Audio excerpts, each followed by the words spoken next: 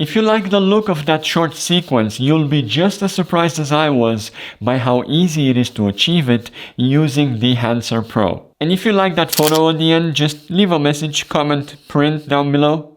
I'll make sure it gets to you, okay? You're welcome. As someone that has always struggled with color grading, I got super excited when the people at Dehancer reached out to me asking if I would like to review their plugin. Of course, I had to first check my calendar, but it just so happened that I was free. So I was like, screw it, let's do it. They've insisted that I put out an honest review, and they basically have no requirements on how I should present this to you, and they don't even get to see the video before I publish it here on YouTube. And for full transparency, no, I don't get paid for this, but they did offer me a lifetime license for Dehancer Pro, and I'm now also part of their affiliate program, which is good news for both me and you.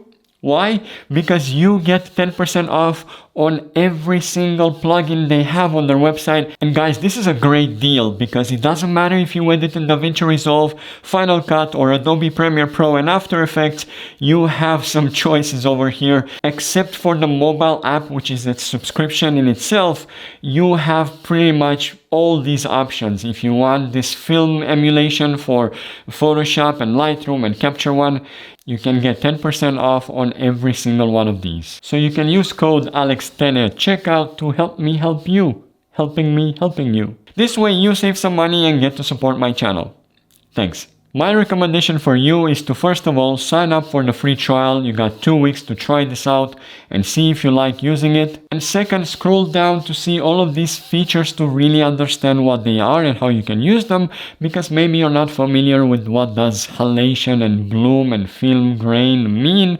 This way you click on one of them and see exactly how it can affect your footage. But finally, let's actually start using them. So I took here one of those shots you saw at the beginning of this video, and this is what we're gonna work with today. This is a 10-bit footage. It's shot in S-Log on my Sony camera, and that is why it looks like this. It's so faded out, you know, the colors are not there. I didn't touch it yet. So the first thing we wanna do is go up here to Effects and type Dehancer and drag it on our footage. And as you can see, we have all of these options over here all of a sudden, and just to make this easier, I'm gonna minimize all of these other ones. We're not gonna use them for now. The first and maybe most important thing to do is to tell Dehancer what type of video are we working with. And to do that, you just go up here to Input and select the source of your footage. In my case, I need to choose what camera I have, so I'm just gonna go here and under Camera and say Sony A7S3, if I find it over here, there you go. So this is my source, Sony A7S3, S-Log3, S-Gamut3 Cine. Some of these other features are enabled by default, and that is why my footage looks like this, but I did film a bit overexposed because it was a cloudy day, and I had a specific idea of how my footage should look like. The last thing I'm gonna do here is put the exposure compensation down to -1.5, close this and go down to the film to see what kind of look we would like to emulate. First of all, make sure this is enabled because otherwise none of these profile options here are gonna work. And as you can see, we have plenty to choose from. But for this edit, I actually went with the Kodak 250D. I'm gonna close this and go under Film Developer, and here I just wanna bring those colors back. So I'm gonna go under Color Boost and maybe write, I don't know, 50? Because 100 is a bit way too oversaturated, but I think 50 is something I can play with. And we're gonna go next to film compression. Let me close this one.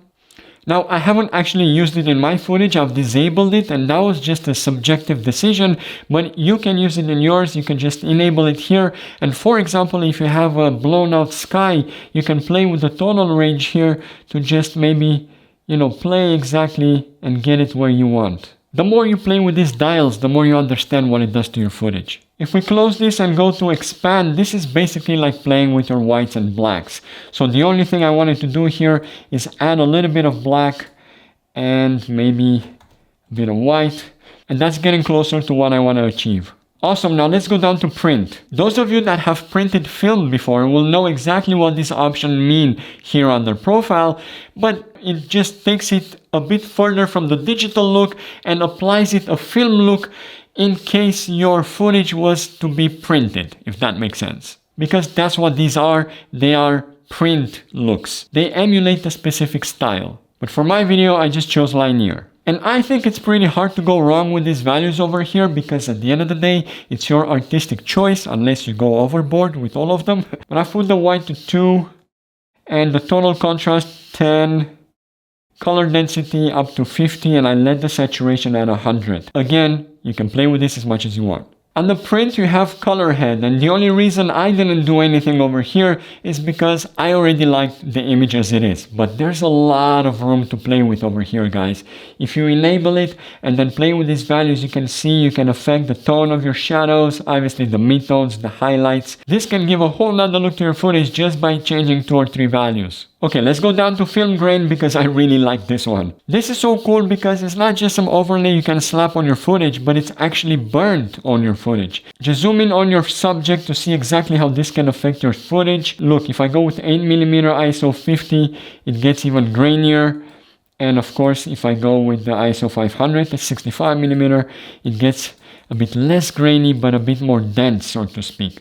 So I went with 35mm ISO 250 over here, just my choice. Now halation is exactly what people are thinking about when they think of that retro feel, that vintage look. Because this gives you an orange-red halo around your light sources and makes the skin a bit more vivid. You can see that if I enable it and say, 8mm Super 8, over here we can already see how huge of a difference it did, and I actually went with the Super 16mm for my edit because I really like that dreamy look it gives. Under it we have bloom, which contributes even more to that dreamy look. You can see here on and off, it just gives that dreamy look. It makes the light source a bit softer. I didn't change the profile because I like the look of Super 35. Film damage is exactly what the name says. It offers some sort of damaged look to your film, to your image. So that can be maybe a piece of hair,